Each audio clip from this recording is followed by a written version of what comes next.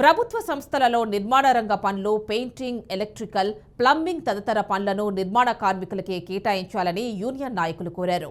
పశ్చిమ గోదావరి జిల్లా నిడదవోలులో ఐఎఫ్టియు అనుబంధ అభ్యుదయ పెయింటర్స్ అండ్ ఆర్టిస్ట్స్ యూనియన్ సర్వసభ్య సమావేశం జరిగింది. నిర్మాణ సామాగ్రి ధరలు విపరీతంగా పెరిగిపోవడం, వర్షాకాలం కారణంగా నిర్మాణ రంగం కుదేలైందని, పనులు లేక కార్మికులు అర్ధాకలితో అలమటిస్తున్నారని వాపోయారు.